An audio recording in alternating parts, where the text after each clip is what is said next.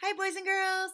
Today's book is a silly one called Moosetache. And this one is written by Margie Palatini. And she has some other books in this series as well. So if you like this, you're going to have to check out some of her other books.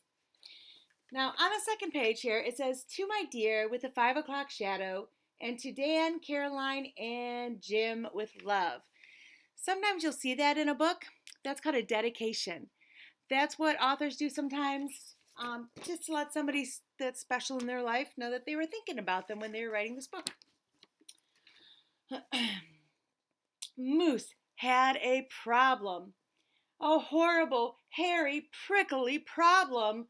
It grew right below his nostrils and just above his upper lip. A moustache. It's a big one, isn't it? Now, we're not talking a few spare hairs or shy little stubble. No mere weak wandering whiskers on the upper lip of this moose. No siree. Moose had a big, bushy, bristly, mighty moustache. But a moustache that was a burly, surly, mangly mess, and it itched a lot. Sure, he plucked and he tweezed, he even clipped, snipped, and teased, but his combs were still cowards, and his brushes rebelled, and his scissors just simply surrendered. Well, his hair tools are even afraid to try to touch that moustache. Moose was in a frizzy tizzy. The moustache was completely crimping his style. He was a great hoofer, which means dancer for him. But he could barely bop and hip-hop with a moustache going flip-flop. Keeps getting twisted up in his legs there. He was a wonderful chef, but he simply could not flambe his souffle with all of those whiskers in the way. And he was a darling skier, but how could he downhill race with mighty moustache blowing in his face? Moose had to do something, and soon. But what? Do you guys have any ideas what he could do? After days and days of much serious thought, Moose got an idea. He crossed some hair here, he crossed some hair there, and he tied his moustache around his neck. A moose scarf seemed to be the ideal answer to his problem. It was so simple, so easy, so perfectly perfect. You think it'll work? But then his moustache got knotted and mangled and horribly tangled, and those hundreds of hairs still prickled and tickled. Worse, Moose could barely take a breath with all that moustache wrapped around his neck. So Moose untied, unwrapped, unknotted, and gulped in some fresh air. He got another idea. He parted some hair this way and some hair that way, and he heaped all that moustache on top of his head. Moustachioed antlers seemed to be the ideal answer to his problem. It was so simple, so easy, so perfectly perfect. Until a squadron of squirrels and one very nosy gopher moved right in to the Moose Motel. They huddled and hoarded, forayed in, and burrowed out. Needless to say, it became quite crowded up there on Moose's head, and heavy and messy. And also very quite noisy.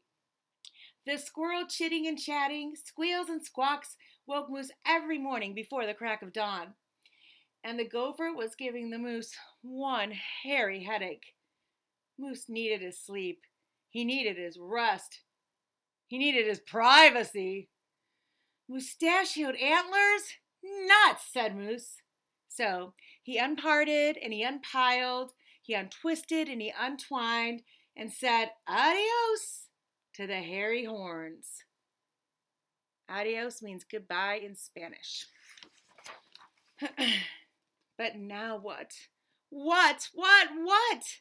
The miserable moose took hold of a hunk of hair and he wrestled it, then roped it. He tethered, tied, tamed. Aha! A moose tail! Now that was so simple. That was so easy. That was not so perfectly perfect. Talk about a dizzy do. Moose didn't know if he was coming or going. Backward, forward, this way, that. He didn't know which end was which. Moose had to bail on the tail. And so he thought and thought and thought some more, but no other idea was a worthy winner. Braids were a bother. A moustache sweater?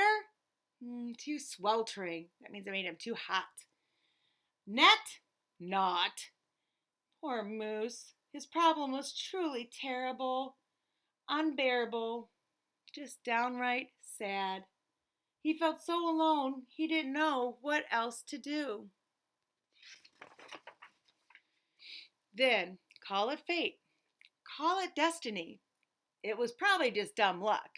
But one day, Moose tripped on his moustache and just had no time to duck. Oomph! Pardon me, they both said as they bumped. Then they blinked, and they stared, and their hearts went thumpa thumpa. She was a moose, with a bouffant so bodacious, outrageous, well, it was just plain old big. Hair after hair piled higher than high, a skyscraping dew of glorious curls, a towering of swirling twists and twirls. She was simply splendid, stupendous, absolutely superb. Of course, Moose had to ask, how did she did what she did to get such a do? Miss Moose winked and then whispered, just a little glue. So she helped. He fearlessly plunged a hoof into a fat pot of whitey, gooey goop, and carefully, oh, so carefully, they glopped and they plopped. They pasted and they pressed. They coaxed and curled every truly, unruly, wayward whisker. Around and around they tweaked and twirled those horrible hairs until Moose's one mangly mess was now a wondrous, winding wave of marvelous moustache. Moose gazed in the mirror and he smiled a broad, moosey smile. He was so happy, so glad, just giddy with glee. He looked dashing and handsome. Moose gushed, is that really me? With not a care for one hair, the moose pair boogied and bopped, and their cooking was hot, hot, hot. Ooh, I forgot this part. They skied downhill, even uphill, and their cooking was hot, hot, hot. When you're reading, you can always go back and try again if you made a mistake, by the way. Grown-ups make mistakes too, just like students. So, of course, it wasn't long after that Moose and his moustache and his beautiful bride fox-trotted and tangoed and waltzed down the aisle. Good hair days, bad hair days, they vowed to love and to cherish. And with hearts heaped with love and pots filled with goop, they both sighed, I do, glue, and promised never to part. It was so simple, so easy, so perfectly perfect, and it stuck. So that story ended up solving some problems and even had a happy ending. Hope you enjoyed it. See you soon.